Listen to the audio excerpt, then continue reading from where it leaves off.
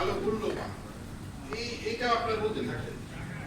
এবং আপনারা কিন্তু অলরেডি শুরু হয়েছে, আমাদের যারা বিদ্যুতের ব্যবহার করছেন ওই মিটার থেকে ওটা বাদ যাচ্ছে, তাকে যাতে বলতে হচ্ছে। আর আরেকটা যেটা হলো যে আমরা সোলার হোম সিস্টেমে এক সময় আমরা দেখেছি, আমরা তো বাংলাদেশের ওয়ার্ল্ড চ্যাম্পিয়ন ছিলাম in terms of solar home system.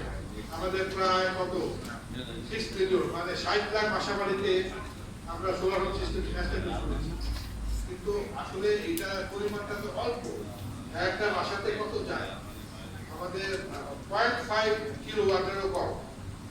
আমরা ধরে কত 300-400 ওয়াট যায় একটা বাড়িতে। আমাদের দরকার হলো মেগাওয়াট। ইউটিলিটি স্কেল আমাদের সোলার ফ্যাসিলিটি লাগবে, সেখানে ইন্ডাস্ট্রিতে ব্যবহার করতে হবে বড় আকারে। আমাদের ইনভেস্টার লাগবে, প্রাইভেট সেক্টরকে এগিয়ে আসতে হবে যেন তারা 5 মেগাওয়াট 10 মেগাওয়াটের সোলার পাওয়ার প্ল্যান্ট করে। আমাদের এই যে কিলোওয়াটে কাজ হবে না, ওয়াটে কাজ হবে না। আমাদের দরকার 1 মেগাওয়াট থেকে শুরু করে 20 মেগাওয়াট 30 মেগাওয়াট পর্যন্ত যেন সোলার পাওয়ার প্ল্যান্ট হতে পারে।